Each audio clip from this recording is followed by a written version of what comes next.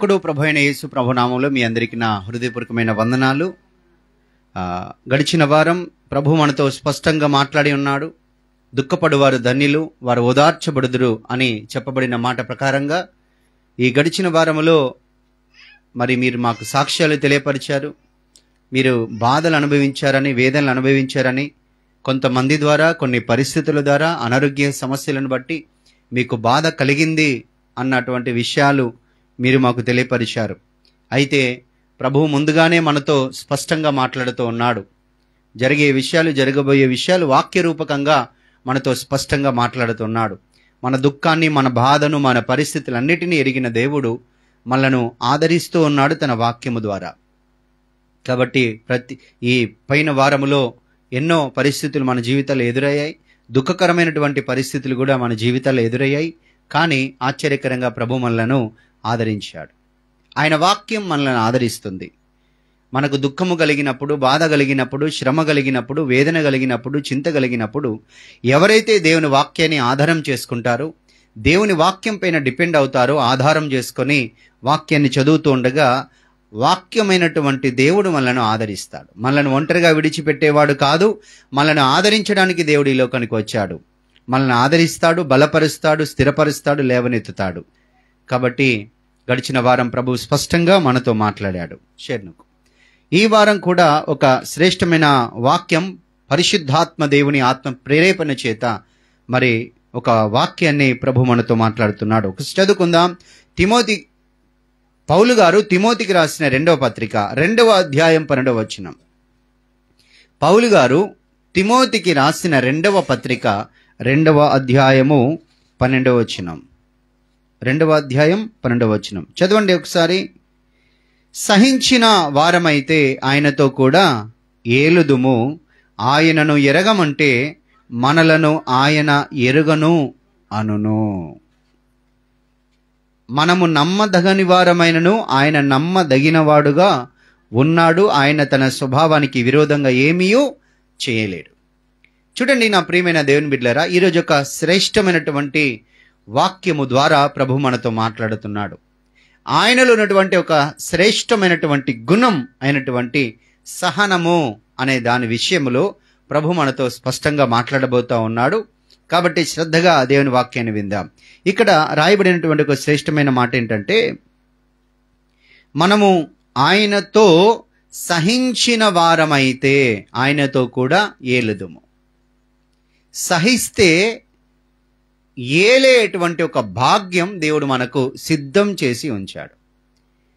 పరలోకమందున్నటువంటి దేవుడు, సృష్టికర్త అయినటువంటి దేవుడు తన కుమారుడైనటువంటి క్రీస్తుని ఈ లోకానికి పంపించాడు. క్రీస్తుని ఈ లోకానికి పంపించినప్పుడు ఆయన అనేకమైనటువంటి శ్రమలు, బాధలు, నిందలు, అవమానాలు భరించి, సహించి, ఓర్చుకొని మనందరి పాప విమోచన కొరకు కలవరి శిలువలో మరణించి తిరిగి లేచి మనందరి కొరకు పరలోకములో తండ్రి కుడిపార్శ్వమున ఆసీనుడై మనందరి పక్షాన మనందరి కొరకు విజ్ఞాపన చేస్తూ ఉన్నాడు. మనమందరము కూడా పరలోకం వెళ్ళాలని, పరలోకములో ఆ నిత్య రాజ్యములో సంతోషాన్ని, ఆనందాన్ని అనుభవించాలని ఆయన ఈ లోకములో శ్రమలు సహించి, భరించి ఆయన పరలోకం వెళ్ళాడు. ఆయన వెళ్ళడం మాత్రమే కాదు, ఆయన బిడ్డలుగా మార్చబడిన వారమైనటువంటి మనలను కూడా ఆ లోకములోనికి రావడానికి దేవుడు ఆహ్వానిస్తూ ఉన్నాడు. అయితే మనము ఈ లోకాన్ని విడిచి పరలోకానికి వెళ్ళడానికి ఈ లోకములో మనం సిద్ధపడవలసినటువంటి వారిగా ఉన్నాం. సిద్ధపడాలి. మనము పరలోకానికి సిద్ధపడవలసిన వారంగా ఉన్నాం. పరలోకానికి వెళ్ళక ముందుగానే ఆ లోకానికి వెళ్ళడానికి కావలసిన అర్హతలు మనం ఈ లోకంలో పొందుకోవాలి. పరలోకానికి మనం వెళ్ళడానికి కావలసిన అర్హత ఏంటి అనంటే ఏమీ అవసరం లేదు. ఏం కావాలి? ఆయన కృప ఉంటే చాలు. మనం పరలోకం వెళ్ళడానికి మనం ఏదో పుణ్యకార్యాలు, దాన కార్యాలు చేసినంత మాత్రాన పరలోకం వెళ్ళలేము. కానీ పరలోకం వెళ్ళాలి అంటే కేవలం యేసు ప్రభు కావాలి, ఆయన కృప కావాలి. ఆ కృప ద్వారా మాత్రమే మనము ఆ నిత్య రాజ్యాన్ని చేరగలుగుతాం. అయితే ఆ లోక రక్షకుడైన క్రీస్తుని స్వరక్షకునిగా అంగీకరించినటువంటి తర్వాత, సంఘానికి చేర్చబడిన తర్వాత, నమ్మి బాప్టిజం పొందుకున్న తర్వాత క్రీస్తు నిమిత్తమైనటువంటి శ్రమలు మనం సహించవలసిన వారంగా ఉన్నాం. అందుకే ప్రభు అన్నాడు మత్తయి సువార్త 5వ అధ్యాయం 13వ వచనములో ఒక మాట ఏమన్నాడంటే 11వ వచనం 12, 13 వచనాల్లో కొన్ని మాటలు తెలియపరుస్తూ ఇంకొక మాట ఏమంటాడంటే, నా నామము నిమిత్తము జనులు మిమ్మల్ని నిందించి హింసించి అబద్ధముగా చెడ్డ మాటలెల్లా పలుకున్నప్పుడు మీరు ధన్యులు, మీ ఫలం పరలోకమందు అధికమగుతుంది. హల్లెలూయా. మన ఫలం పరలోకములో అధికం కావాలి అంటే, నీవు పరలోకములో అధికమైన మహిమను పొందుకోవాలంటే, పరలోకములో అధికమైన ఘనతను పొందుకోవాలంటే, దేవుడే వచ్చి నీ భుజం మీద చెయ్యి వేసి నిన్ను ఆయన రొమ్మున ఆనుకొని బలా నమ్మకమైన మంచి దాసుడా అని పిలవాలి అంటే, ఈ లోకములో మనం చేయవలసిన ఒక ప్రాముఖ్యమైన పని ఏంటంటే, నా నామము నిమిత్తం జనులు మిమ్మల్ని నిందిస్తారు, మీ పేరు చెడ్డది అని అంటారు. నా నామము నిమిత్తం జనులు మిమ్మల్ని నిందించి హింసించి అబద్ధముగా చెడ్డ మాటలు పలుకుతారు. నా నామము కొరకు, నన్ను నమ్ముకున్నందుకు, నా యందు విశ్వాసం ఉంచినందుకు, నన్ను నమ్ముకున్నందుకు జనులు మిమ్మల్ని నిందిస్తారు, మీ పేరు చెడ్డది అని కొట్టివేస్తారు, మిమ్మల్ని వెలివేయవచ్చు, మిమ్మల్ని తృణీకరించవచ్చు, మీకు విలువలేని వారిగా చేయవచ్చు, మిమ్మల్ని బలహీనం చేయవచ్చు. వీళ్ళు వేరే దేవుని నమ్ముకున్నారా, ఇదిగో తక్కువ వారు దేవుని నమ్ముకున్నారా అన్నట్లుగా హేళన చేయవచ్చు. కానీ ఆ మాటలన్నీ కూడా మనకు మేలే, మనకు బాధను కలగచేసేవి, నిందను కలగచేసేవి, అవమానాన్ని కలగచేసేవి, మనకు కృంగుదలను కలగజేసేటువంటి ప్రతి మాట మనకు మేలుకరమైనదే కానీ కీడుకరమైనది కాదు. హల్లెలూయా. ఎంత గొప్ప దేవుడు మనం కలిగి ఉన్నాం. ఆ దేవుని కొరకు ఈ లోకములో శ్రమలే, బాధలే, నిందలే, అవమానాలే కాదు, మరి ఇంకా ఏదైనా సహించడానికి నేను సిద్ధము అనేటువంటి వారి బ్రతుకులు ఎంత ధన్యమైనవి కదా, ఎంత ధన్యమైనవి కదా. నా ప్రియమైన దేవుని బిడ్డలారా, ప్రభువు నమ్ముకున్నందుకు ఒకవేళ మీరు నిందల పాలైన ఎడల మహిమా స్వరూపైనటువంటి దేవుని ఆత్మ మీ మీద నిలుస్తా ఉన్నది. దేవుని ఆత్మ, మహిమతో కూడిన దేవుని ఆత్మ నీ మీదికి వస్తా ఉన్నది, నీ మీద నిలుస్తా ఉన్నది. నీలో దేవుడి నివాసం చేస్తున్నాడు. అందరూ నిన్ను తృణీకరిస్తున్నారు, అందరూ నిన్ను వెలివేస్తున్నారు, అందరూ నిన్ను బలహీనులుగా చేస్తున్నారు, నీకు విలువలేని వారిగా మాటలు మాట్లాడుతూ ఉన్నప్పటికీ కూడా దేవుడు నిన్ను విడవడు, దేవుడు నిన్ను మరవడు. మహిమా స్వరూపైనటువంటి దేవుడు నీ దగ్గరికి వస్తాడు, నీతో ఉంటాడు, నీలో ఉంటాడు. నేనున్నాను, భయపడకు. ఎంతమంది వెలివేసినా, ఎంతమంది వ్యతిరేకంగా మాట్లాడినా, ఎంతమంది నిన్ను బాధ పెట్టినా, వేదన పెట్టినా, దుఃఖపరిచినా, కృంగదీసినా, నేను నీకు తోడుగా ఉన్నా, భయపడకు అని దేవుడు ఆదరిస్తూ ఉన్నాడు, బలపరుస్తూ ఉన్నాడు. దేవునికి స్తోత్రం కలుగునుగాక. హల్లెలూయా. అయితే మనము మరణం వరకు నమ్మకంగా ఉండమని వాక్యం చెప్తుంది. అంతం వరకు సహించిన వారు రక్షించబడతారు అనే వాక్యంలో ఉంది. మనము సహించవలసిన వారంగా ఉన్నాం. మనమేం చేయాలి? సహించేవారిగా ఉండాలి అని ప్రభు కోరుకుంటున్నాడు. కొంతమంది జీవితాల్ని మనం ఈరోజు ధ్యానం చేద్దాం.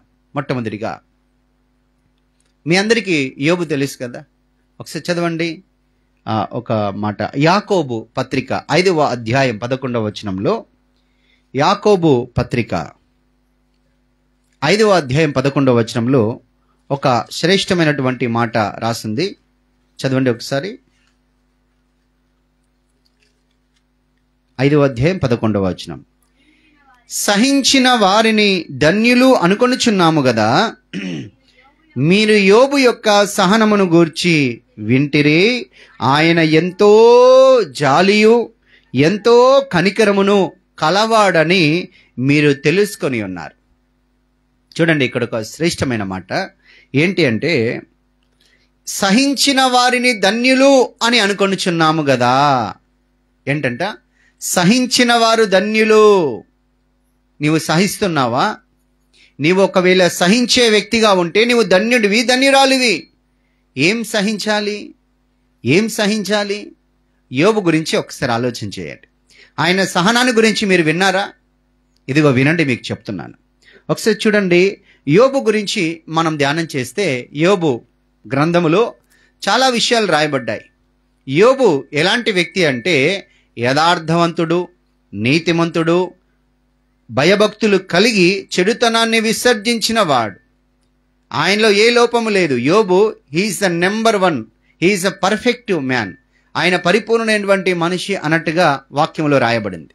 దేవుడే అంటాడు సాతానుతో, సాతానా, భూమి మీద నా సేవకుడైన యోబు సంగతి ఆలోచించిదివా అని అన్నాడు. దేవుడే ఒక వ్యక్తిని గురించి సాక్ష్యం ఇస్తున్నాడు. అతడు నీతిమంతుడు, యథార్థవంతుడు, యెహోవా యందు భయభక్తులు కలిగి చెడుతనాన్ని విసర్జించిన వాడు. భూమి మీద అతని వంటి వాడెవడును లేడు అని దేవుడు సాక్ష్యం ఇస్తున్నాడు. భూమి మీద అలాంటి వ్యక్తి లేడు, అలాంటి భక్తుడు లేడు, అలాంటి నీతి కలిగిన వాడు లేడు అని అంటే సాతాన్ అంటాడు కదా, ఊరికినే నీ యందు భయభక్తులు కలిగి ఉన్నాడా? ఊరికినే యథార్థవంతుడయ్యాడా? ఊరికినే చెడుతనాన్ని విసర్జించాడా? నీవు అతన్ని ఆశీర్వదించినావు, నీవు అతన్ని దీవించినావు, అతనికి పిల్లల్ని ఇచ్చినావు, ఆస్తిపాస్తులు ఇచ్చినావు, సమస్తాన్ని అతనికి అనుగ్రహించావు. అందుకనే నీ మీద భయభక్తులు కలిగి ఉన్నాడు. ఏదో ఒకసారి కంచెది అతని ఇంటి చుట్టూ, అతని పంట పొలాల చుట్టూ, అతని గొర్రె మేకల చుట్టూ, పశువుల చుట్టూ, అన్నిటి చుట్టూ కంచె వేశావు కదా, ఆ ఇంట్లోనికి వెళ్లకుండా. ఒకసారి ఆ కంచెతి అతని భక్తి ఏంటో, అతని బ్రతుకేంటో చూపిస్తాను అని సాతాను దేవునికి సవాలు చేసి వెళ్ళాడు. ఇప్పుడు దేవుడు సాతానుతో అంటాడు, సరే పో, యోబు ప్రాణాన్ని మాత్రం ముట్టొద్దు. నువ్వు వెళ్ళి ఎంత శోధించినా గాని, ఎంత వేధించినా గాని, ఎంత దుఃఖపెట్టినా గాని, నా భక్తుడు నా యందు భక్తిని విడిచిపెట్టడు, భయభక్తులను విడిచిపెట్టాడు, నీతిని విడిచిపెట్టాడు, యథార్థతను విడిచిపెట్టాడు, వెళ్ళు అని చెప్పి దేవుడే పర్మిషన్ ఇస్తే సాతాను దేవుని సన్నిధిలో నుండి వచ్చి ఒక్కసారిగా కంచె తీయబడింది కదా, ఆ ఇంటిలోనికి రాగా సాతాను ఒక్కసారిగా వారి పిల్లలు 10 మంది ఒకే ఇంటిలో ఉండి భోజనాలు చేస్తా ఉన్నారు. ఆ టైంలో ఏం జరిగిందో తెలుసా? ఒక్కసారిగా సుడిగాలిలాగా వచ్చి ఆ ఇల్లు కూలిపోయింది. ఇల్లు కూలిపోయింది. ఇల్లు కూలడం 10 మంది అక్కడికక్కడే చనిపోయారు. ఒకసారిగా ఈ మాట వెళ్ళి ఆ సేవకులు యోబుతో చెప్తే, యోబు గారు, మీ పిల్లలు ఆ ఇంట్లో ఉండి భోజనాలు చేస్తూ ఉండగా ఒక్కసారిగా ఇల్లు కూలిపోయింది, సుడిగాలి వచ్చింది, ఇల్లు కూలిపోయింది, ఒక్కసారిగా 10 మంది పిల్లలు చనిపోయారు అన్న విషయం. ఇంకొక వ్యక్తి వచ్చి, అయ్యా గొర్రెలన్నింటినీ ఎత్తుకొని వెళ్తున్నారయ్యా శత్రువులు. ఇంకొక వ్యక్తి వచ్చి, అయ్యా మేకలు, గాడిదలు, పశువులు, ఎద్దులు ఇవన్నిటినీ ఎత్తుకొని వెళ్తున్నారయ్యా అంటే ఆస్తి అంతా కూడా పోయింది. ఒకసారి జాగ్రత్తగా వినండి, వాక్యంలో రాయబడినటువంటి మాటలు. 10 మంది పిల్లలు చనిపోయారు, ఆస్తి అంతా కూడా శత్రువులు ఎత్తుకొని వెళ్ళారు. 10 మంది పిల్లలు చనిపోయారండి, ఆస్తి అంతా పోయింది. ఇప్పుడేం మిగిలింది? ఆ భార్య ఏడుస్తూ ఉంది, దుఃఖపడుతూ ఉంది. యోబు ఏడుస్తూ ఉన్నాడు, దుఃఖపడుతూ ఉన్నాడు. కానీ ఒక్క మాట కూడా, దేవా ఎందుకు నాకు ఈ అన్యాయం చేస్తావు? ఇచ్చినట్టుగానే ఇచ్చి తీసుకొని వెళ్ళావే, ఆస్తిని కూడా ఇచ్చినట్టుగా ఇచ్చి తీసుకున్నావే అని ఎక్కడ కూడా యోబు మాట్లాడినట్టుగా లేదు. యెహోవా ఇచ్చాడు, యెహోవా తీసుకొని వెళ్ళాడు, ఆయన నామానికి స్తోత్రం కలుగును గాక అని ప్రభుని స్తుతించాడు. ఎంత ఓర్పండి, ఎంత సహనం అండి. 10 మంది పిల్లలు కన్నుల ఎదుట చనిపోతే ఏ మనిషి హృదయం తట్టుకోగలదు? ఏ మనిషి హృదయం భరించగలదు?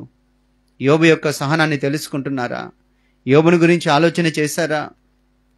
10 మంది పిల్లలు పోయినా, ఆస్తిపాస్తులన్నీ పోయినా, యెహోవా ఇచ్చాడు కదా నాకు, యెహోవా తీసుకున్నాడు అని దేవుని స్తుతించగలిగిన మనస్సు ఉంది.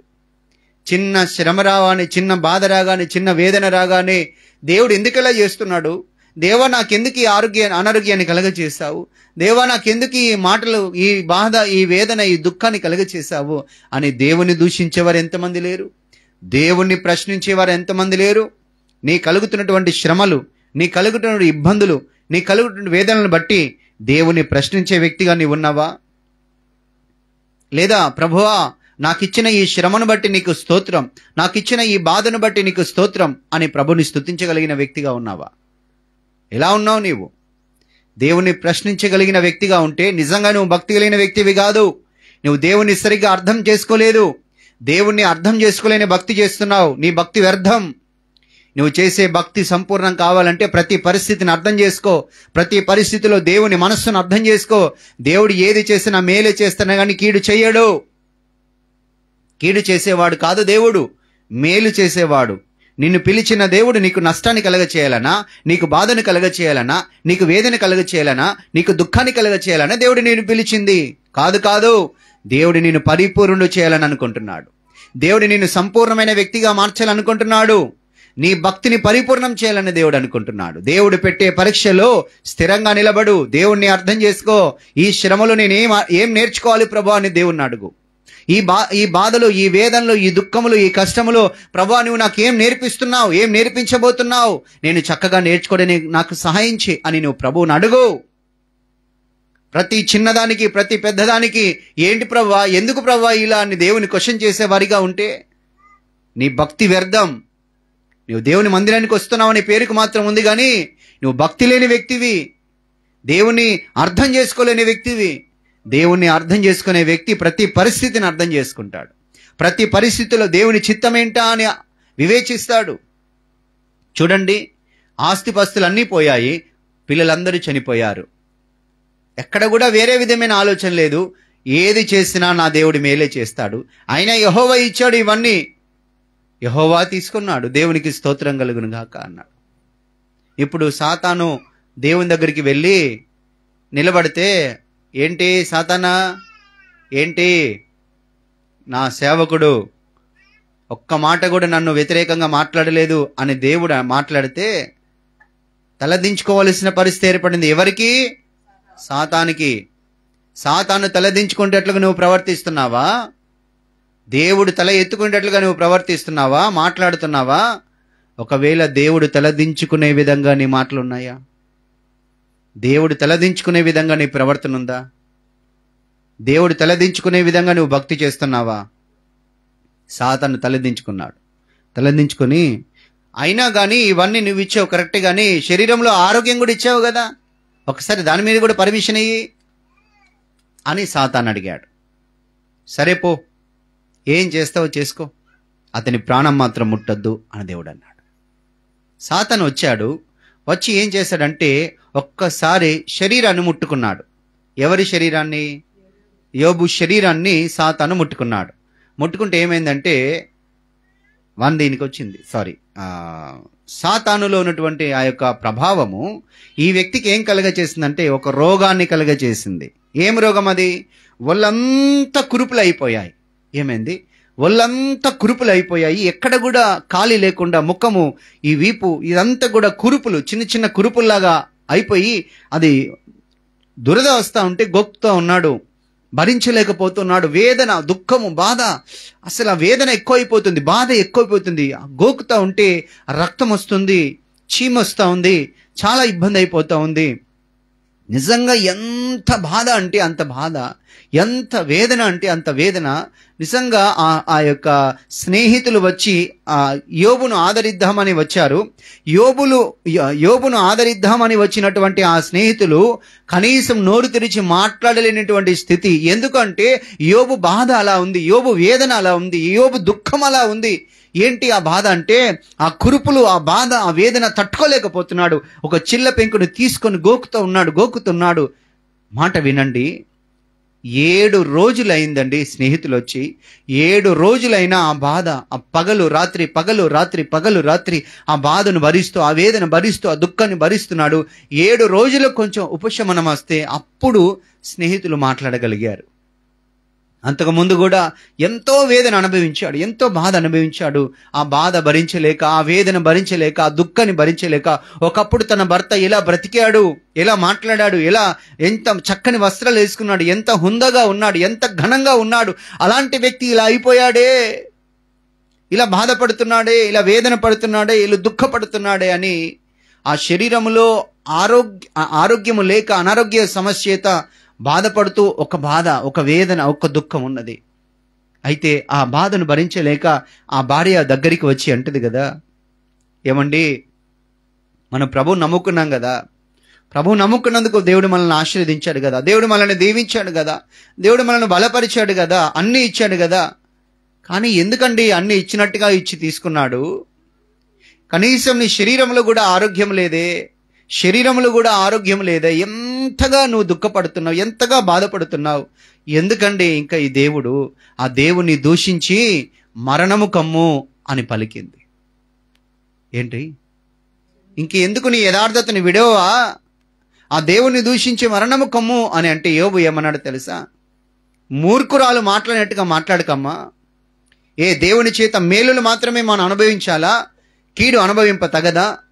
మేలులు చేస్తేనే దేవుడా? ఆశీర్వదిస్తేనే దేవుడా? దీవిస్తేనే దేవుడా? కార్యాలు చేస్తేనే దేవుడా? అన్నవస్త్రాలు ఇస్తేనే దేవుడా? కలిగిన సమస్తాన్ని ఇస్తేనే దేవుడా? ఇల్లు ఇస్తేనే దేవుడా? పొలం ఇస్తేనే దేవుడా? పంట పండితేనే దేవుడా? అన్ని చేస్తేనే దేవుడా? ఏ దేవుని చేత మేలులు మాత్రమే అనుభవించాలా? కీడు అనుభవింప తగదా? మేలైనా కీడైనా దేవుని యొద్ద నుండి వస్తుంది కదా. రెండింటినీ సమానంగా మనం అనుభవించాలి కదా. మేలు చేసినప్పుడు దేవుడు దేవుడు దేవుడు అని గణపరిచి, కీడు కలిగినప్పుడు ఈ దేవుడేంది అనేవారిగా ఉంటే మన భక్తి నిజమైన భక్తి కాదు, యథార్థమైన భక్తి కాదు. శ్రమ కలిగినప్పుడు, బాధ కలిగినప్పుడు, వేదన కలిగినప్పుడు మనం దుఃఖపడుతూ ఉన్నామంటే అది నిజమైన భక్తి కాదు. కాబట్టి ప్రతి విషయములో మనం పరీక్షించబడతాము. మన ఓర్పు పరీక్షించబడుతుంది, మన సహనం పరీక్షించబడుతుంది. తన భార్య వచ్చి ఆ మాట మాట్లాడినా కానీ దేవుని చేత మేలునే అనుభవించాలా, కీడు అనుభవింపదగదా అనే మాటలు మాట్లాడు. దేవునికి స్తోత్రం కలుగునుగాక అన్నాడు. నేను ఒక క్వశ్చన్ చేస్తాను. మీకు అనారోగ్య సమస్య కలిగినప్పుడు, బాధ కలిగినప్పుడు, వేదన కలిగినప్పుడు, నీవు తట్టుకోలేనటువంటి అనారోగ్య సమస్య నీకు వచ్చినప్పుడు ఏం చేస్తున్నావు? నీ మాటలు ఎలా ఉన్నాయి? నీ ఆలోచనలు ఎలా ఉన్నాయి? నీ భక్తి ఎలా ఉంది? ప్రభువా, నాకు ఇచ్చిన ఈ అనారోగ్య సమస్యను బట్టి నీకు స్తోత్రం ప్రభువా అని నువ్వు చెప్పగలుగుతున్నావా? ఎందుకు నాకు ఈ దుఃఖం వచ్చింది, ఎందుకు నాకు ఈ బాధ వచ్చింది, ఎందుకు నా వేదన కలిగింది అని కూర్చొని ఏడుస్తున్నావా? ఎందుకు ప్రభువా ఇలా చేశావు అని క్వశ్చన్ చేస్తున్నావా? లేదు లేదు. అసలు దేవుణ్ణి క్వశ్చన్ చేయడానికి మనం ఎవరం? మనం ఏ పాటి వారం? మనం ఎంతటి వారం? దేవుడు మనకు మేలు చేస్తాడు, మేలు చేస్తాడు. సాతాను మనకు కీడు చేస్తాడు. కానీ దేవుని ద్వారా వచ్చే మేలులు, సాతాను ద్వారా వచ్చే కీడులు మనం సమానంగా అనుభవించాలి. ఎవరికి నిద్ర వస్తే మొక్కలు కట్టుకోండి. అన్నీ కూడా మనం సమానంగా అనుభవించాలి. దేవుడు ప్రతి విషయములో మనల్ని పరీక్ష చేస్తాడు. ఇంకొక మాట ఏంటో తెలుసా? ఒకసారి యోబు 19వ అధ్యాయం 17వ వచనం చదవండి. యోబు 19:17 చదవండి ఒకసారి. యోబు 19వ అధ్యాయము 17వ వచనం. నా ఊపిరి నా భార్యకు అసహ్యం, నేను కనిన నా కుమారులకు నా వాసన అసహ్యం. అంటే నేను అనే దగ్గర పుట్టినట్లు వన్ ఉంది. నా తోడబుట్టిన నా అన్నదమ్ములు ఉన్నారు చూసారా, నా అన్నదమ్ములు, అక్క చెల్లెళ్ళు, వాళ్లకు నా వాసన అసహ్యం. ఏ వాసన? ఈ కురుపులు, ఈ రక్తము, ఈ చీమ వచ్చింది చూసారా, ఆ వాసన భయంకరంగా వస్తుంది. ఈ వాసన నేను కట్టుకున్నటువంటి నా భార్యకు అసహ్యం కలుగుతుంది. అంటే ఇప్పుడు కుమారులు చనిపోయారా, తోడబుట్టినటువంటి వారైనా ఆదరించాలి కదా. వారు కనీసం దగ్గరికి రాకుండా ఉన్నారు. అక్క చెల్లెళ్ళు ఉన్నారు, అన్నదమ్ములు ఉన్నారు యోబుకి, కానీ వారు దగ్గరికి రాలేని పరిస్థితి ఉన్నారు. ఒకసారి ధనం ఉన్నప్పుడు, అన్ని ఉన్నప్పుడు దగ్గరికి వచ్చి, అరే నువ్వు మా తమ్ముడివిరా అని చెప్పేసి ఆ మాటలను బట్టి ఎంతగానో సంతోషించి తిన్నారు, తాగారు, సుఖించారు, అనుభవించారు. కానీ శ్రమ కలిగినప్పుడు, అనారోగ్యం కలిగినప్పుడు, అరే మన దగ్గరికి వెళ్ళొద్దురా, ఒకవేళ ఆ రోగం ఎక్కడ మనకు అంటుతుందో అని చెప్పేసి వాళ్ళు ఆలోచన చేసి వారు తమ పిల్లల్ని రానివ్వకుండా, వారు రాకుండా వారు ఆగిపోయారు. కట్టుకున్న భార్యని ఆదరించాలి కదా. ఆమె కూడా వచ్చి ఇంకెందుకండి అని అంటది. కనీసం దగ్గరికి రావడానికి కూడా ఇష్టపడలేకుండా, ఆ వాసన కూడా చూడలేకుండా, అన్నం తీసుకొచ్చి పెట్టాలంటే ఆ ముక్కు మూసుకొని, ముక్కిలా మూసుకొని తీసుకొచ్చి అలా పెట్టేసి వెంటనే వెళ్ళిపోయేది. ఒకసారి ఆలోచన చేయండి. మనం కట్టుకున్న భార్యలు ఒకవేళ అలా చేస్తే, ఒకవేళ భర్తలు అలా చేస్తే, ఒక రోగం వచ్చినప్పుడు, ఒక బాధ వచ్చినప్పుడు, ఒక వేదన వచ్చినప్పుడు, శరీరంలో ఒక భయంకరమైన ఆరోగ్య సమస్య వచ్చినప్పుడు, ఒకవేళ మనలను వేరే విధంగా చూస్తే, అంటరాని వ్యక్తులుగా చూస్తే, మన వాసన వారికి అసహ్యం అన్నట్లుగా వారు ప్రవర్తిస్తే తట్టుకోగలుగుతావా? భరించగలుగుతావా? యోబు ఓర్చుకున్నాడు. హల్లెలూయా. ఏం చేశాడు యోబు? ఓర్చుకున్నాడు, భరించాడు, సహించాడు. ఆ భార్యకు ఇతని వాసన అసహ్యమైన, ఆమె దగ్గరికి రాకుండా ఉన్నా, తన తోబుట్టువులు దగ్గరికి రాకుండా ఉన్నా దాన్ని సహించాడు, ఓర్చుకున్నాడు, భరించాడండి. నీకు అలాంటి ఓర్పు ఉందా? మనకు అలాంటి ఓర్పు ఉందా? అలాంటి సహనం ఉందా? అది కలిగి ఉండాలని ప్రభు ఈరోజు మాట్లాడుతూ ఉన్నాడు. మీరు యోబు సహనాన్ని గురించి వినాలి అని ప్రభు చెప్తున్నాడు. చూడండి, ఇంకొక మాట చెప్పాలంటే, తన బంధువులు దూరంగా ఉన్నారు. తనకు చాలా మంది పనివారు ఉండేవారు ఇంటి దగ్గర. కానీ ఆ పనివారు కూడా దగ్గరికి రాలేకపోతున్నారు. అరే వచ్చి పని చేయరా అంటే అసలు వారు లేరు, వారు దూరంగా ఉన్నారు. చూడండి, ఇప్పుడు స్నేహితులు వచ్చారండి. స్నేహితులు వచ్చి ఆదరించాలి, ధైర్యపరచాలని వచ్చారు. కానీ వారేమైనా ఆదరించారా? ఆదరించలేదు. ఏమంటున్నారంటే, అరే నువ్వేదో పాపం చేసావురా. దీనికి టచ్ కాకండమ్మా. నువ్వేదో పాపం చేసావురా, నువ్వేదో దేవునికి విరుద్ధమైన పని చేసావురా, అందుకే దేవుడు నిన్ను ఈ విధంగా చేశాడు అని వారు మాట్లాడే మాటలు అతన్ని ఆదరించేటట్లుగా లేవు. అతన్ని దూషించేటట్లుగా, అతన్ని పాపాన్ని హెచ్చరిక చేసి, అంటే అతని పాపం, నువ్వేదో పాపం చేశావు, నీదేదో చేశావు అని ఆ స్నేహితులు కూడా అర్థం చేసుకోవలసిన స్నేహితులు, సహాయం చేయవలసిన స్నేహితులు, నోటి మాటల ద్వారా బలపరచవలసినటువంటి స్నేహితులు సైతం తనకు వ్యతిరేకంగా మాట్లాడినప్పుడు కూడా తన స్నేహితులను సహించాడు, తన భార్యను సహించాడు, తన బంధువులను సహించాడు. ఇదిగో సాతాను యొక్క క్రియలన్నిటినీ భరించాడు, ప్రతి కీడును భరించాడు, ప్రతి బాధను భరించాడు, ప్రతి వేదన భరించాడు, ప్రతి దుఃఖాన్ని భరించాడు. ప్రతి పరిస్థితిలో యోబు సహనం కలిగిన వ్యక్తిగా ఉన్నాడు, ఓర్పు కలిగిన వ్యక్తిగా ఉన్నాడు. కాబట్టి అతని గురించి మనం ఇప్పుడు మాట్లాడుకోగలుగుతున్నాం. హల్లెలూయా. మీరు సహనం గురించి నేర్చుకుంటున్నారు. సహనం కలిగిన వ్యక్తులుగా ఉండాలని ప్రభువు మాట్లాడుతున్నాడు. యోబు ఎట్లాగంటే చూడండి, యోబు, నేను దేవుడు నన్ను ఈ విధంగా చేశాడేమో, అయినా పర్వాలేదు, ఆయన నన్ను చంపినా నేను ఆయనను నమ్ముకుంటాను, ఆయన యందే విశ్వాసం ఉంచుతాను అని వాక్యంలో ఆయన మాట్లాడుతూ ఉన్నాడు. నేను శోధించబడుతున్నాను, నేను శోధించబడిన పిమ్మట సువర్ణం వలె మార్చబడతాను అని వాక్యంలో రాయబడింది. నా ప్రియమైన దేవుని బిడ్డలారా, ప్రతి పరిస్థితిని యోబు సహించాడు. తన బంధువుల తిరస్కారం ఉంది. చాలామంది ఏమన్నారంటే, అరే వీడు దేవుణ్ణి నమ్ముకున్నా అన్నాడు కదరా, దేవుడు దీవించాడు అని అన్నాడు కదరా, ఏమైనారా వీని గొర్రెలు, మేకలు ఏమైనారా, ఒంటిలు ఏమైనారా, ఎద్దులు ఏమైనారా, గాడిదలు ఏమైనారా, ఏం చేశారా వీళ్ళ దేవుడు, అన్ని పోతా ఉంటే చూస్తూ ఊరుకున్నాడరా. దేవుడట దేవుడు నమ్ముకున్నాడట, దేవుణ్ణి నమ్ముకున్నారు అని ప్రజలు హేళన చేశారండి. అవన్నీ భరించాడు, అవన్నీ సహించాడు. ఆయన ఏం తీసుకున్నా పర్వాలేదు, ఆరోగ్యం లేకపోయినా పర్వాలేదు, చివరికి ఆయన నన్ను చంపినా నేను ఆయననే నమ్ముకుంటాను అని వాక్యంలో రాసిపెట్టాడు. నేను చనిపోయినా పర్వాలేదు, నా దేవుడు నమ్మదగినవాడు, నా దేవుడు నమ్ముకొనదగిన సహాయకుడు అన్నాడు. యోబులో ఉన్నటువంటి సహనం మనకున్నదా? కట్టుకున్న బిడ్డలు పోయినా, ఆస్తిపస్తులు పోయినా, శరీరంలో ఆరోగ్యం లేకపోయినా, నా అనేవారు దగ్గరికి రాకుండా, మాట్లాడకుండా ఉన్నా, వారు దూరంగా ఉన్నా, వారు వ్యతిరేకంగా మాట్లాడుతున్నా, లేనిపోని నిందలు మన మీద వేసినా, మన బంధువులే మనకు దూరంగా ఉన్నా, మన స్నేహితులే మనకు దూరంగా ఉన్నా, ఓర్చుకునే ఓర్పు, సహనం ఉన్నదా? అది ఉండాలి అని ప్రభు మాట్లాడుతున్నాడు.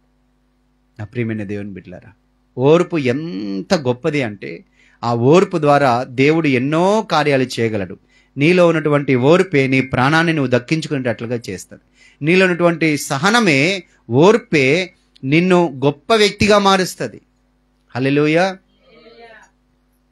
పిల్లలు కూర్చొని పెట్టండి. ఇక్కడ ఇంకొక మాట మీకు చదివిస్తాను, వినండి.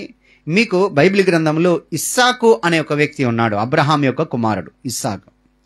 26వ అధ్యాయములో ఒక చోట ఈ ఇస్సాకు నివాసం చేస్తాడు, గెరారు అనే ప్రాంతంలో. గెరారు ప్రాంతంలో నివాసం చేసినప్పుడు ఈ గెరారులో ఉన్నటువంటి ఆ యొక్క రాజు ఈ ఇస్సాకు దగ్గరికి వచ్చి ఏమంటారంటే, అయ్యా నువ్వు మాకంటే బలమైన వ్యక్తివి, మా దగ్గర ఉండద్దు, వెళ్ళిపో అని చెప్పేసి అన్నారు. ఎవరు? రాజు అబీమెలెకు అన్నాడు. ఇస్సాకు ఏం చేసినంటే ఒక మాట కూడా మాట్లాడలేదు. అతనేమో రాజు, ఇతనేమో ఒక రైతు. ఒక రైతు రాజు కంటే బలమైన వ్యక్తిగా మార్చబడ్డాడు అనే వాక్యంలో రాస్తుంది. కారణం ఏంటో తెలుసా? దేవుని యందు విశ్వాసం ఉంచడం ద్వారా, దేవుని యందు నమ్మకం ఉంచడం ద్వారా. అయితే ఈ రాజు వచ్చి ఇస్సాకుతో అంటాడు, నువ్వు మాకంటే బలమైన వ్యక్తికి మా మధ్యలో ఉండడానికి వీల్లేదు, వెళ్ళిపో అని చెప్పేసి అన్నారు. సరే అని చెప్పేసి ఇప్పుడు అబీమెలెకు ఆ మాట చెప్పడంతో ఇతను వెళ్ళి గెరారులో ఒక లోయలో తన గుడారం వేసుకుని అక్కడ నివాసం చేస్తున్నాడు. ఎక్కడ? గెరారులో ఉన్నటువంటి ఒక లోయలో ఒక నివాసం ఉంటున్నాడు, అక్కడ నివాసం ఉంటున్నాడు, అక్కడ గుడారం వేస్తున్నాడు. ఇప్పుడు లోయ అనేది దేనికి మనల్ని సూచిస్తే అంటే దీనత్వానికి, తగ్గింపుకు సూచిస్తుంది. అక్కడ గర్వంగా ప్రవర్తించలేదు, తగ్గించుకున్నాడు, ఓర్చుకున్నాడు, సహించుకున్నాడు. ఇప్పుడు అబీమెలెకే తిరస్కరించాడు, మా మధ్యలో ఉండడానికి వీల్లేదు, వెళ్ళిపోయాడు, తగ్గించుకున్నాడు, దీనత్వం కలిగి ఉన్నాడు, లోయలో నివాసం చేస్తున్నాడు. ఇప్పుడు అతనికి ఒక ఆలోచన ఏమనిచ్చిందంటే, మా తండ్రి అనేకమైన బావులు తవ్వించాడు, కానీ ఫిలిస్తీయులు ఆ బావులన్నిటిని పూడ్చివేశారు. ఇప్పుడు ఇస్సాకు ఏం చేస్తున్నాడంటే ఆ బావులను మరలా తవ్విస్తున్నాడు. ఒక చోట ఒక బావిని తవ్వించాడు. ఒక బావిని తవ్వించినప్పుడు ఏ బావిలో అంటే తన తండ్రి తవ్వినటువంటి బావులే, వాటిని ఫిలిస్తీయులు పూడ్చివేశారు. ఇప్పుడు ఈ ఇస్సాకు ఆ బావులను తవ్విస్తున్నాడు. ఫస్ట్ ఒక బావిని తవ్వించినప్పుడు జలలు కలిగిన ఊట పడిందంట. జలలు కలిగిన ఊట ఆ బావిలో పడింది. విస్తారమైనటువంటి నీళ్లు వచ్చినాయి. ఇప్పుడు ఆ ప్రజలు, ఆ ప్రాంతంలో ఉన్నటువంటి ప్రజలు ఇస్సాకు దగ్గరికి వచ్చి, ఇది మా భూమిరా, ఇది మా భూమి, ఈ బావి కూడా మాదే. అదేంటండి, మేము తవ్వించాం కదా, మీరు తవ్విస్తే ఏంటి, అది మాదే, వెళ్ళిపోయి ఇక్కడ అని అంటే ఒక్క మాట మాట్లాడలేదండి ఇస్సాకు. వెళ్ళిపోయాడు. గొడవ ఎందుకులే, గొడవ పడకూడదు అని ఓర్పుతో సహనంతో ఇంకొక చోటికి వెళ్ళి అక్కడ కూడా ఒక బావి తవ్విస్తే ఆ బావిలో కూడా నీళ్లు పడ్డాయి.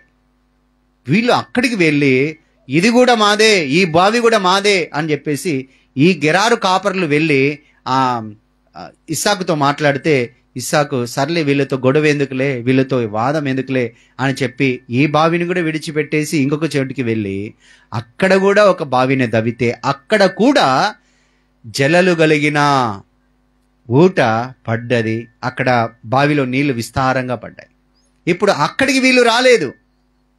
అరే, మనం ఎన్నిసార్లు మనం ఇతని దగ్గరికి వెళ్ళిపో అన్నా ఒక్క మాట మాట్లాడట్లేదు, తిరిగి అనట్లేదు. ఏమని అందామంటే మనం ఇప్పుడు వెళ్ళినా ఇంకొక చోటుకి వెళ్తారా, వాడు బాగా ఓర్పు కలిగిన వ్యక్తిగా ఉన్నాడు, సహనం కలిగిన వ్యక్తిగా ఉన్నాడు అని చెప్పి అక్కడికి వెళ్ళలేదు. మూడో బావి తవ్వినప్పుడు అక్కడికి వెళ్ళలేదు. అక్కడికి వెళ్ళి మళ్ళీ వాదం పెట్టుకోలేదు. సర్లే, దేవుడు మనకు ఎడమ కలగజేశాడు, దేవుడు మనకు మేలే చేయబోతున్నాడు అని చెప్పేసి ప్రభుని స్తుతించాడు. హల్లెలూయా. చూడండి, ఇక్కడ తన పితరుడైనటువంటి అబ్రహాము తవ్వినటువంటి బావులను ఇస్సాకు మరలా తవ్వుతున్నాడు. తవ్వితే జలలు కలిగిన ఊటలు పడ్డాయి. నా ప్రియమైన దేవుని బిడ్డలారా, దేవుని సేవకులారా, ఒక శ్రేష్టమైన మాట వినండి. మన పితరులు తవ్వినటువంటి బావులు అనేకం ఉన్నాయి. అంటే మన పితరుల ద్వారా రగిలిన ఉజ్జీవం, రగిలిన మంట, బహుభయంకరంగా ఆ ఉజ్జీవం రగలడం ద్వారా గొప్ప ఉజ్జీవం మన దేశంలో రగిలింది. కానీ కొంతమంది శత్రువులు ఆ ఉజ్జీవాన్ని ఆర్పివేశారు. ఆ పరిస్థితులన్నీ కూడా కనుమరుగయ్యేటట్లుగా చేశాడు. అయితే మనము మన పితరులు చేసినటువంటి కార్యాలను మరలా మనం చేయవలసిన వారంగా ఉన్నాం. ఆ ఉజ్జీవం మరలా మనము తీసుకుని రావాల్సిన వారిగా ఉన్నాం. మన పితరులు ఎంతో ప్రార్థన చేసి, ఎంతో త్యాగము చేసి, ఎన్నో ఉపవాసాలుండి, ఎంతో కన్నీరు గార్చి, ఎంతో వేదన పడి, ఎంతో దుఃఖపడి వారు గొప్ప ఉజ్జీవాన్ని మన దేశాల్లో రగిలింపచేశారు. ఇప్పుడున్నటువంటి సేవకులు కూడా అలాంటి ఉజ్జీవాలు మరలా తీసుకుని రావడానికి మనం సంసిద్ధం కావాలని ఇస్సాకు ద్వారా పరిశుద్ధాత్మ దేవుడు నీతో నాతో మాట్లాడుతున్నాడు. ఇప్పుడు గనుక మరలా మూయబడిన బావులు త్రవ్వకపోతే, ఇప్పుడు గనుక మరలా మనము ఆ గొప్ప ఉజ్జీవాన్ని రగిలించకపోతే క్రైస్తవ్యము కనుమరుగేం కాదు. కానీ ఉజ్జీవం రాకపోతే ప్రజలు నశిస్తారు, ప్రజలు బలహీనమవుతారు, ప్రజలు నరకానికి వెళ్తారు. అట్లా జరగకుండా ఉండాలంటే సేవకురాలా, ప్రియమైన దేవుని బిడ్డ, నీవు నేను మన పితరులు రగిలించిన ఉజ్జీవాన్ని మరలా రగిలించే వ్యక్తులుగా మనం మార్చబడాలని పరిశుద్ధాత్మ దేవుడు తీవ్రంగా కోరుకొనిచున్నాడు. నువ్వు దాని కొరకు పిలువబడ్డావు. రగిలించాలి ఉజ్జీవాన్ని. ఉపవాసం ఉండు, కన్నీరు గార్చు, ప్రార్థన చేయి, అంగలార్చు, వేదన పడు, దుఃఖపడు, కడవరి ఉజ్జీవం కావాలి ప్రభు అని నువ్వు గోజాడితే పరిశుద్ధాత్మ దేవుడి నీ ద్వారా ప్రభు కార్యం జరిగించబోతున్నాడు నీవున్న ప్రాంతంలో. హల్లెలూయా, దేవునికి మహిమ కలుగును గాక. చూడండి ఇంకొక మాట, హెబ్రీయులకు రాసిన పత్రికలో, హెబ్రీయులకు రాసిన పత్రిక 12వ అధ్యాయం 2వ వచనంలో యేసు ప్రభు యొక్క సహనాన్ని గురించి మనం తెలుసుకుందాం. యేసు ప్రభు యొక్క సహనమును గురించి మనం తెలుసుకుందాం. హెబ్రీయులకు రాసిన పత్రిక 12వ అధ్యాయము చదవండి ఒకసారి.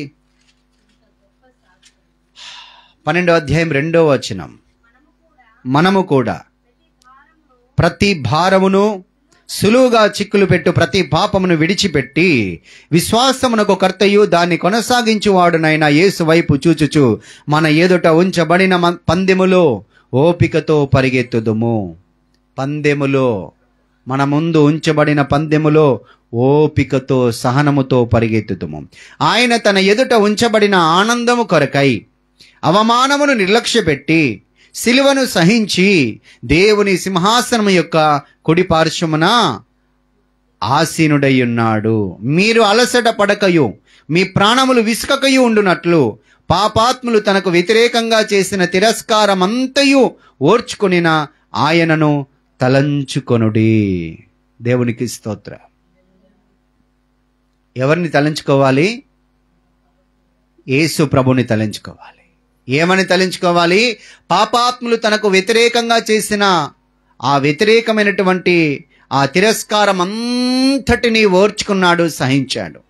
పాపాత్ములు యేసు ప్రభుని తిరస్కరించిన రీతిగా దేవుని బిడ్డలుగా పిలువబడుతున్నటువంటి మనలను కూడా పాపాత్ములు తిరస్కరిస్తారు.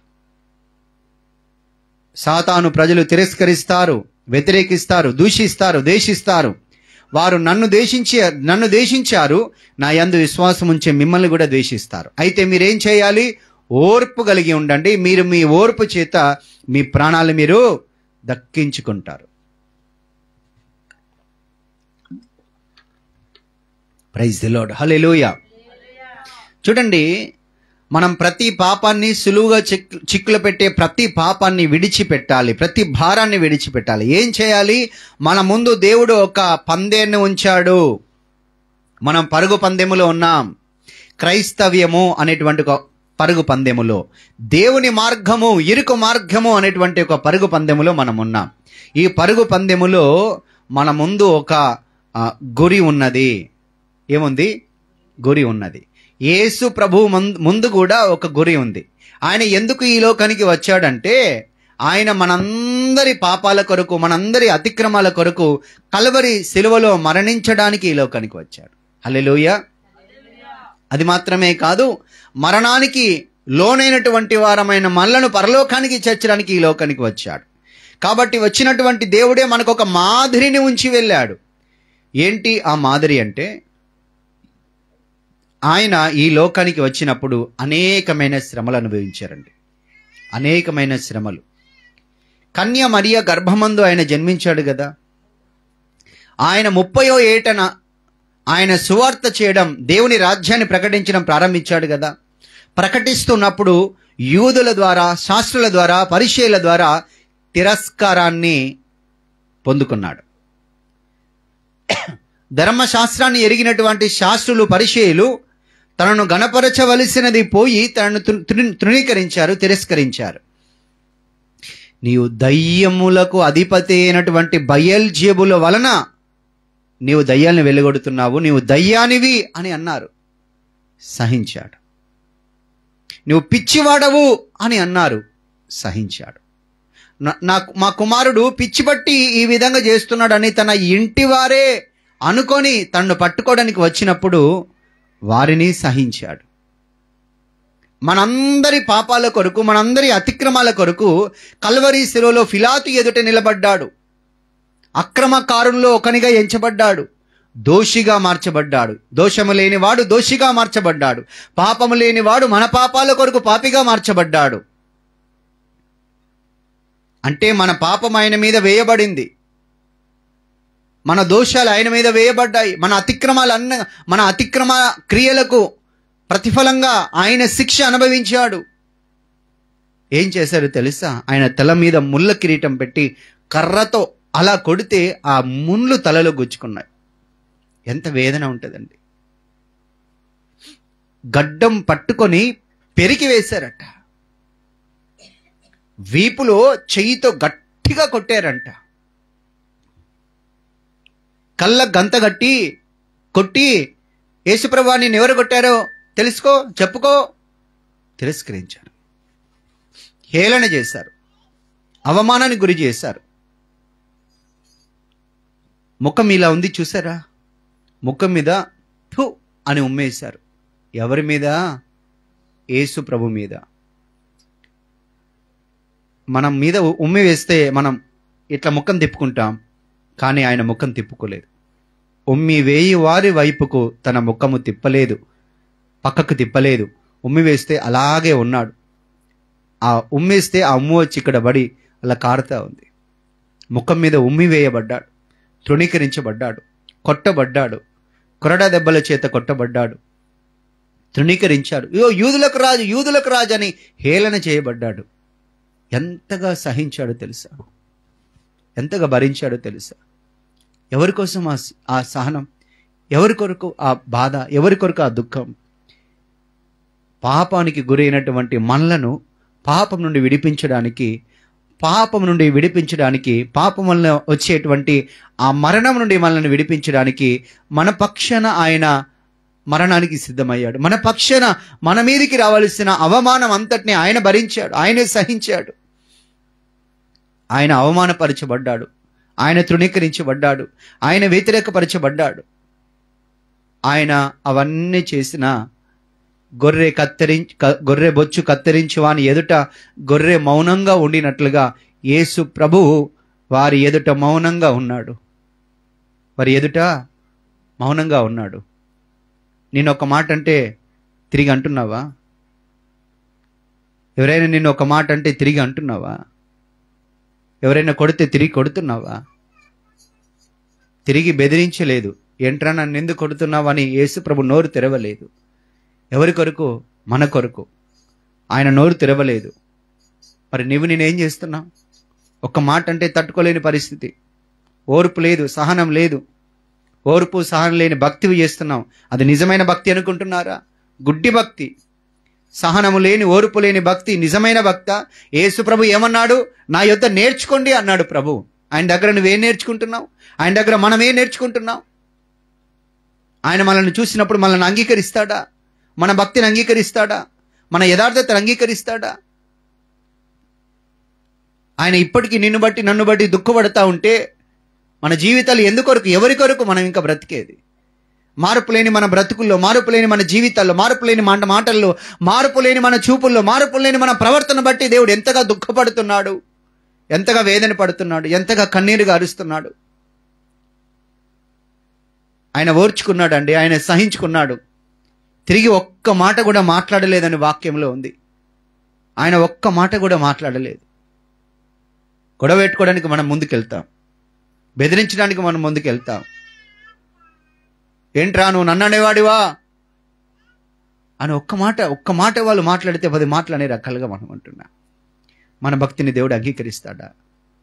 ఓర్పు ఉందా? సహనం ఉందా? ప్రభు అంటాడు వాక్యములో, మనం ఓర్చుకుంటే ఆయనతో ఏలుతాం. మనలో ఓర్పు సహనం లేకపోతే ఎందుకు? మన జీవితాలు ఎందుకు? ప్రభు ఈరోజు మనతో మాట్లాడుతున్నాడు. నేను ఓర్చుకున్నాను, నేను సహించుకున్నాను. నా బిడ్డలారా మీరు ఓర్చుకోవాలి, మీరు సహించాలి. పాపాత్ములు తనకు తిరస్కారంగా, చూడండి వాక్యం చదవండి ఒకసారి, 3వ వచనం 12:3. మీరు అలసట పడద్దు, అలసిపోవద్దు. వారు ఏదో అంటున్నారు, అరే ఒక్కసారి సహించాను, 2 సార్లు సహించాను, 3 సార్లు సహించాను, నేను నేను నేను మాట్లాడకపోతే వాళ్ళు అంటనే ఉంటారు, వాళ్ళు చేస్తూనే ఉంటారు అని మన నోరు తెరిచేవారిగా ఉండదు. మన ప్రాణాలు అలసిపోవద్దు. అనుకోని ఎన్నిసార్లు అంటారు, అనుకో అలసిపోవద్దు. అలస పడకయు మీ ప్రాణాలు విసిగిపోవద్దు. వారు మాట్లాడుతూ ఉంటారు, మనకు విసుగు కలిగేటట్లుగా మాట్లాడుతూ ఉంటారు. కానీ నీ ప్రాణాలు విసిగిపోవద్దు. ఏం చేయాలి? పాపాత్ములు తనకు వ్యతిరేకంగా చేసిన తిరస్కారం అంతయు ఓర్చుకొనిన ఆయనను తలంచుకోండి. ఎవరిని తలంచుకోవాలి? క్రీస్తుని తలంచుకోవాలి. ఏమని తలంచుకోవాలి? ఆయన ఓర్చుకున్నాడు, ఆయన సహించాడు, ఆయన భరించాడు. పాపాత్ములు తనకు వ్యతిరేకంగా మాట్లాడిన ప్రతి మాటను భరించాడు, ప్రతి క్రియను భరించాడు, ప్రతి అవమానాన్ని భరించాడు. ముఖం మీద ఉమ్మి వేసినా ముఖం తిప్పుకోలేదు.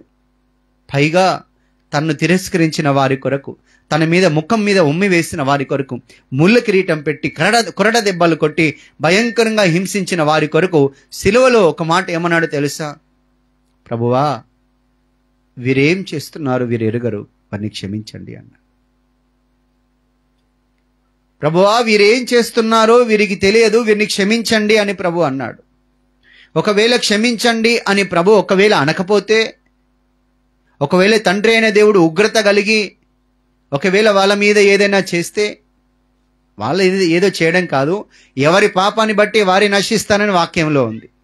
ఆ క్షమాపణ గనక దేవుడు అడగకపోతే వారి పరిస్థితి ఏమయ్యేది? నా ప్రియమైన దేవుని బిడ్డలారా, నీ గురించి తిరస్కారంగా మాట్లాడుతున్నవారు, నీ గురించి వ్యతిరేకంగా మాట్లాడుతున్నవారు, నిన్ను కొట్టడానికి తిట్టడానికి నీ మీదకి వస్తున్నటువంటి వారు, నిన్నేదో చేయడానికి వస్తున్నటువంటి వారు, వారి కొరకు నీవు దేవుని సన్నిధిలో వారిని క్షమించండి ప్రభువా, వారికి తెలియదు ప్రభువా, వారు తెలియకంటున్నారు ప్రభువా. తెలిస్తే అలా అంటారా? నీ విలువ తెలిస్తే అలా అంటారా? నీ రక్షణ విలువ తెలిస్తే అలా అంటారా? నీ గొప్పతనం ఏంటో తెలిస్తే వాళ్ళు అంటారా? నిన్ను గురించి వ్యతిరేకంగా మాట్లాడుతున్నారు, నిన్ను బట్టి మమ్మల్ని కూడా వ్యతిరేకంగా మాట్లాడుతున్నారు, నిన్ను బట్టి మమ్మల్ని తక్కువ చేసి మాట్లాడుతున్నారు, విలువలేని వ్యక్తులుగా మాట్లాడుతున్నారు. అయినా పర్వాలేదు ప్రభా, మేము ఇక్కడ ఈ లోకంలో ఎంతగా తగ్గించబడితే అంతగా పరలోకంలో హెచ్చించబడతామని నీవే చెప్పావు కదా, మా ఫలం అధికమవుతుందని కూడా నువ్వు చెప్పావు కదా, కాబట్టి నీ కొరకు మేము ఎన్నైనా భరిస్తామయ్యా, ఎన్నైనా సహిస్తాం ప్రభా. వారు తెలియకన్నారు, వారిని క్షమించండి, వారిని ప్రేమించే మనస్సును మాకు దయచేయండి, వారి మాటలు వారి ప్రవర్తనను సహించే మనస్సు నాకు దయచేయండి, మాకు దయచేయండి ప్రభు అని ప్రభువుని అడిగితే ప్రభు ఇస్తాడు. హల్లెలూయా. అది కదా దేవుని మనస్సు, అది కదా మనం నేర్చుకోవాల్సింది. మనకు వ్యతిరేకంగా మాట్లాడుతున్నారు కదా అని, వ్యతిరేకంగా ప్రవర్తిస్తున్నారు కదా అని, అవమానకరంగా మనల్ని చూస్తున్నారు కదా అని మనం ఏదో చేయాలని ప్రయత్నం చేస్తే, ఏదో మాట్లాడాలని ప్రయత్నం చేస్తే, దేవుడు ఏం కావాలి? దేవుని గుణగణాలు ఏం కావాలి? నీ ద్వారా దేవుడు, నీలో ఉన్నటువంటి దేవుడు వారికి కనిపించాలి, నీలో ఉన్న దేవుని గుణాలు వారికి కనిపించాలి. అరే ఎన్ని మాటలన్నా ఏంట్రా ఓర్పు, ఏంట్రా ఈ సహనము, ఒక్క మాట తిరిగనట్లేదే, ఎంత ఓర్చుకుంటున్నారు, ఎంత సహించుకుంటున్నారు, ఎన్ని మాటలన్నా కానీ దుఃఖపడుతున్నారు, ఏడుస్తున్నారు కానీ ఒక్క మాట అనట్లేదే, చి అని చెప్పి వాళ్ళే ఒక రోజున క్షమించండి అమ్మా, క్షమించండి అయ్యా, మేమే తప్పుగా మాట్లాడాం, తప్పుగా ప్రవర్తించామని చెప్పేసి ఒకానొక దినాన వారు మన దగ్గరికి వచ్చి మన క్షమాపణ అడుగుతారు, మా కోసం ప్రార్థన చేయండి అని విజ్ఞాపన చేసేటట్లుగా దేవుడు చేస్తాడు. ఆమేన్, హల్లెలూయా. ఎప్పుడు ఇవన్నీ జరిగేది? ఎప్పుడు మనం ఏం చేయాలి? ఓర్పు కావాలి, సహనం కావాలి, తగ్గించుకోవాలి. హల్లెలూయా. మనం కొంతమందికి మేలు చేశాం, మన మేలుకు బదులుగా తిరిగి కీడు చేస్తే సహించాలా, సహించకూడదా? మనం మేలు చేస్తాం, వాళ్ళు తిరిగి కీడు చేస్తున్నారు. వాక్యంలో చెప్పబడిన మాట ఏంటో తెలుసా? చూడండి ఒకసారి పేతురు పత్రికలో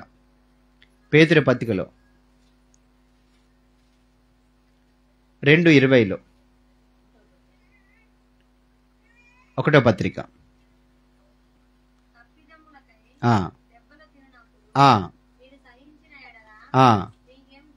అవును, మేలు చేసి బాధపడినప్పుడు మీరు సహించిన ఎడల అది దేవునికి హితమగును. దేవునికి స్తోత్రం. అది దేవుని దృష్టికి అది మంచిది.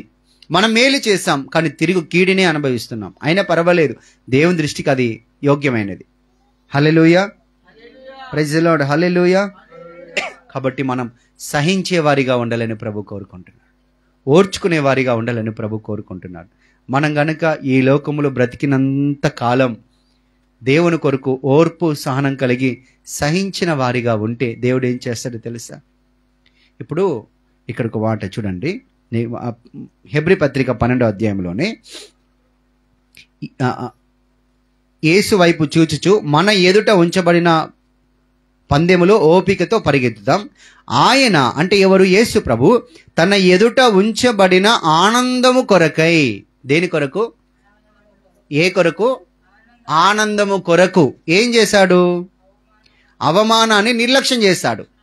అవమానాన్ని నిర్లక్ష్యం చేశాడు. అనుకుంటే అనుకోనిలే, 100 మాటలన్నారు అనుకోని నిర్లక్ష్య పెట్టాడు. ఇంకా సిలువ అంటే శ్రమ, శ్రమను సహించాడు.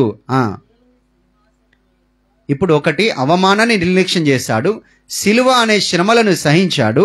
ఏమైంది? అప్పుడు దేవుని సింహాసనం యొక్క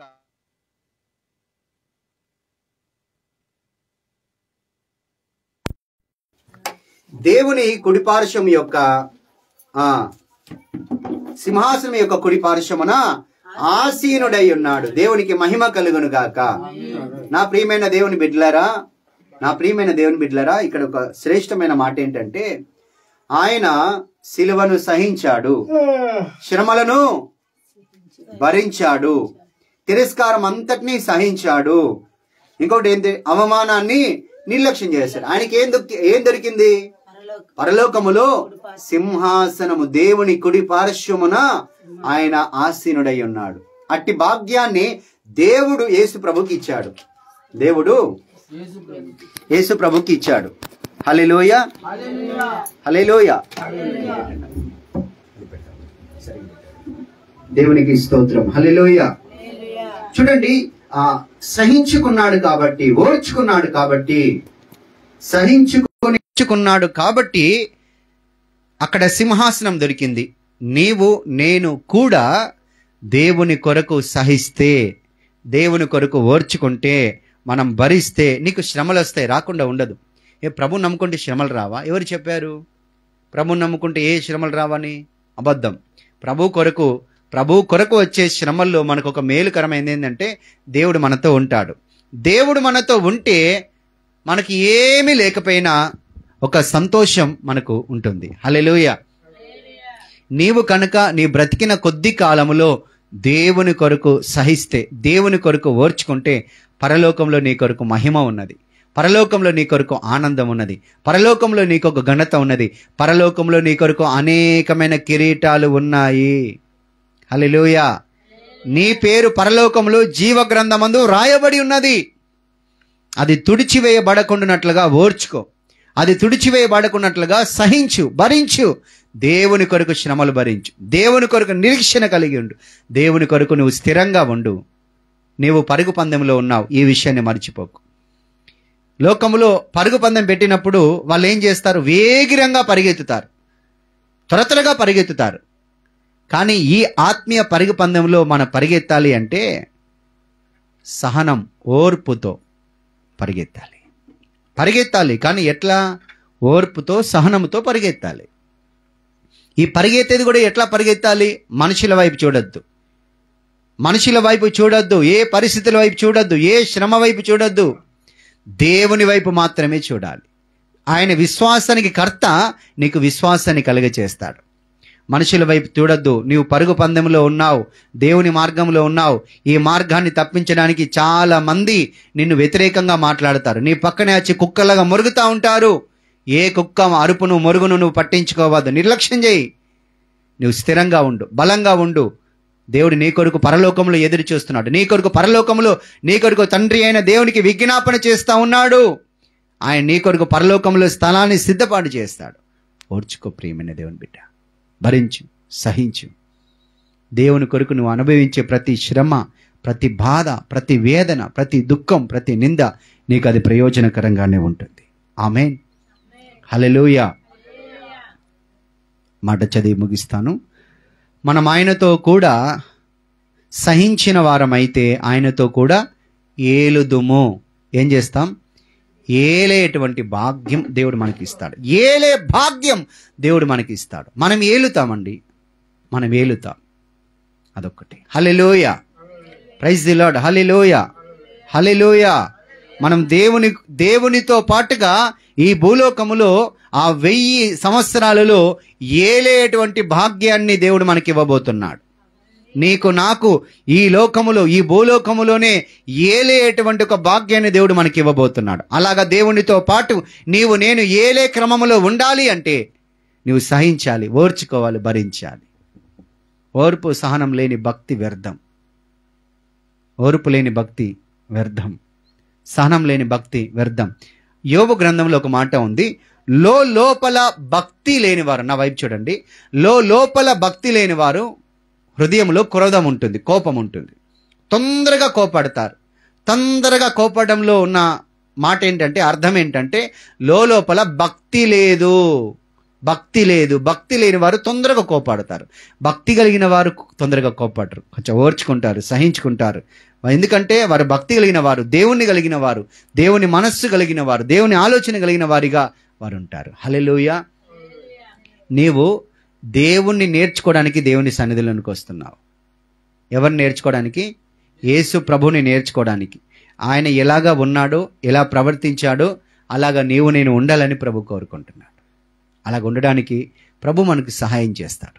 మన ప్రార్థన చేస్తే ప్రభు మనకు సహాయం చేస్తాడు. కాబట్టి ప్రియమైన దేవుని బిడ్డ, ఎక్కడ కూడా నువ్వు నిరుత్సాహపడద్దు. ఎవరిని బట్టి నిరుత్సాహపడద్దు. ఏ పరిస్థితిని బట్టి నువ్వు నిరుత్సాహపడద్దు. స్థిరంగా నిలబడు, స్థిరంగా ఉండు. నీ కొరకు పరలోక మహిమ ఉన్నది. Praise the lord. Hallelujah, hallelujah. ఈ కొద్ది మాటలు ప్రభు మన వెనికిడిలో దేవుడు దీవించి ఆశీర్వదించును గాక. మన జీవితాల్లో అవి నెరవేర్పు చేయును గాక. అలా నెరవేర్పు చేయనట్లుగా పరిపూర్ణమైన ఓర్పు సహనం కలిగి ఉండినట్లుగా ప్రభు మనకు ఒక విశేషమైన కృప అనుగ్రహించును గాక. ఆమేన్. ప్రార్థన చేసుకుందాం, కళ్ళు మూసుకుందాం, ప్రార్థన చేసుకుందాం. ప్రభు మాట్లాడిన ప్రతి మాటను బట్టి ప్రభు సన్నిధిలో ప్రార్థన చేసుకుందాం. పరిశుద్ధుడైన దేవా, కృపగలిగిన మా తండ్రి, నీ పరిశుద్ధమైన పాదాలకు వందనాలు.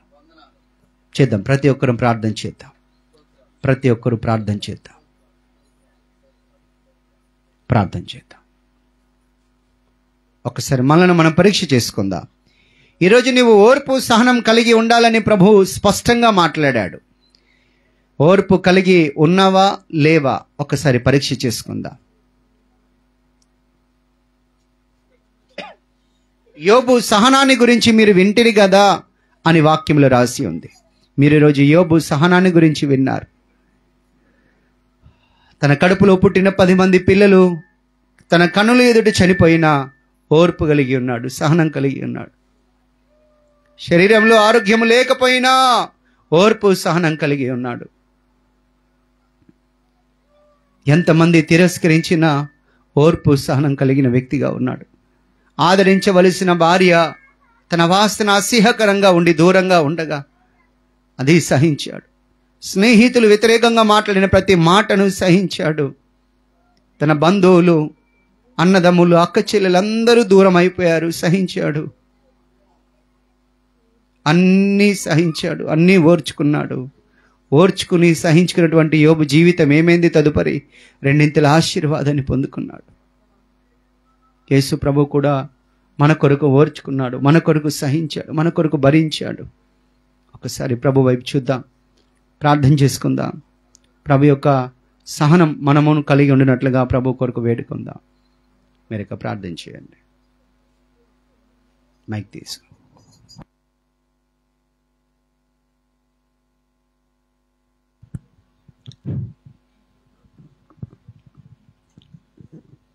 దేవానికి వందనాలు, స్తుతులు, స్తోత్రాలు ప్రభా. కృపగలిగిన తండ్రి, దయగలిగిన దేవానికి వందనాలు, స్తోత్రాలు ప్రభా. అయా, ఇదిగో ఈ ఆదివారం నాడు ప్రభా, నేను ఇక్కడ మేము సమకూర్చుకొని నిన్ను ఆరాధించుతున్నప్పుడు, స్తుతించుచున్నప్పుడు ప్రభా, నీ మహిమ మా మీద సేవకుడు ద్వారా నీవు మాతో మాట్లాడిన మాటలను బట్టి నీకు వందనాలు, స్తోత్రాలు ప్రభా. ఇదిగో తండ్రి నాయన సేవకుడు మాతో మాట్లాడిన మాటలను బట్టి అయ్యా ఇదిగో మేము నాయన సహించుకున్న వారు ధన్యులని సెలవిచ్చావు. యోబు జీవితంలో ప్రభువా అనేకమైన శ్రమలు, నిందలు, అవమానాలు అయా ఇదిగో కన్న బిడ్డలు సైతము, కట్టుకున్న భార్య సైతము ప్రభువా, అయా స్నేహితులు సైతము ప్రభువా, అక్క చెల్లెళ్ళు అన్నదమ్ములు హింసించినను ప్రభువా, అయా ఇదిగో సహించుకున్నాడు, ఓర్చుకున్నాడు ప్రభువా. దేవా అట్టి కృప, అట్టి సహనమును ప్రభువా మాకును దయచేయి దేవా. నీకు వందనాలు, స్తోత్రాలు ప్రభువా. మా సంఘంలో ఉంటున్న ప్రతి ఒక్క బిడ్డకు ప్రభువా అట్టి కృప దయచేయమని అడుగుచున్నాం ప్రభువా. సహింపు, ఓర్పు మాలో అనుగ్రహించు దేవా. నీకు వందనాలు, స్తోత్రాలు ప్రభువా. యోబు గారైతే ప్రభువా తనకున్నదంతయు ప్రభువా అయా ఇదిగో పోయినను ప్రభువా నిన్ను మాట మాత్రము దుఃఖించలేదు కదా ప్రభువా. దేవా అయా నీకు వందనాలు, స్తోత్రాలు ప్రభువా. అయా మేలులు పొందుటక మేము అర్హులమా, కీడు పొందుటకు అర్హులం కాదా అని అయా ప్రశ్నించాడు దేవా. అట్టివలే ప్రభువా మా జీవితాల్లో మేలైనా కీడైనా ప్రభువా నిన్ను స్తుతించే భాగ్యము, అట్టి కృప మాకు దయచే, అట్టి సహనాన్ని మాకు దయచే ప్రభువా. నీకు వందనాలు, స్తోత్రాలు చెల్లించుకుంటున్నాం ప్రభువా. మా సంఘాన్ని నానాటికి ప్రభువా వృద్ధిలోకి అనుగ్రహించు దేవా. సహాయము దయచే ప్రభువా. అభివృద్ధి పరచు దేవా. ఆశీర్వదించు ప్రభువా. నీకు వందనాలు, స్తోత్రాలు చెల్లించుకుంటున్నాం ప్రభువా. అయా దైవజనుడు ప్రభువా ఇదిగోనైనా యాకోబు గారిని మా గమ్యాన్ని తీసుకొచ్చావు ప్రభు.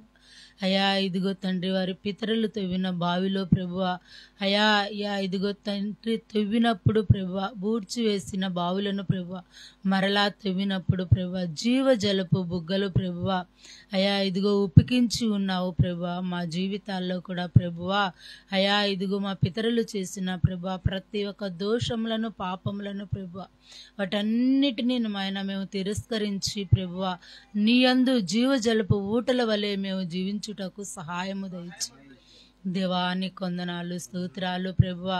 అయా ఇదిగో మనుషులు ప్రభువా మమ్మను దూషించినప్పుడు ప్రభువా మేము వాటిని బట్టి ప్రభువా మేము బాధపడకుండా అయా నీ యందు మేము సంతోషించుటకు అట్టి సహనాన్ని, ఓర్పును మాకు అనుగ్రహించు దేవా. నీకు వందనాలు, స్తోత్రాలు ప్రభువా. సహింపును నాయన మాకు దయచే ప్రభువా. నీ వైపు చూసి నడిచే బిడలుగా మా సంఘానికి అనుగ్రహించు దేవా. నీ సేవకుడు ద్వారా మాట్లాడిన ప్రతి ఒక్క మాట ప్రభువా మేము అంగీకారముగా ప్రభువా ఇదిగో దానికి అయా ఇదిగో నైనా లోబడుటకు సహాయము దయచే ప్రభువా. అయా నీకు వ్యతిరేకమైన జీవితము ప్రభువా మాలో అనేకమైన నీకు అనుకూలముగా మేము జీవించలేనప్పటికీ కూడా ప్రభువా దయతో మమ్మను క్షమించి ప్రభువా నీ సేవకుడు చెప్పిన మాటను ప్రభువా అంగీకరించుటకు, లోబడుటకు అట్టి కృప మా అందరిలో సహాయము దయచేయమని అయ్యా ఈ వారంలో మాతో మాట్లాడిన మాటలను బట్టి నీకు వందనాలు, స్తోత్రాలు చెల్లించుకుంటూ అయ్యా ఇదిగో నైనా నీకు ఆయాసకరమైన ప్రభువా అయా మార్గాలు మాలో అనేకమైన ఉన్నాయి ప్రభువా. దయతో మమ్మను క్షమించి సహనాన్ని, ఓర్పును మాకు నాయన అనుగ్రహించమని ప్రతి ఒక్క బిడ్డకు అట్టి కృప అనుగ్రహించమని ప్రభువా నీ హస్తాలకు మా జీవితాలను అప్పగించుకుంటూ ఈ చిన్న నా ప్రార్థన ఆలకించి ప్రార్థనకి ప్రతిఫలాన్ని అనుగ్రహించమని నిజరేడైన యేసుక్రీస్తు నామములో అడిగి వేడుకొని ప్రార్థించుకుంటున్నాను తండ్రి, ఆమెన్.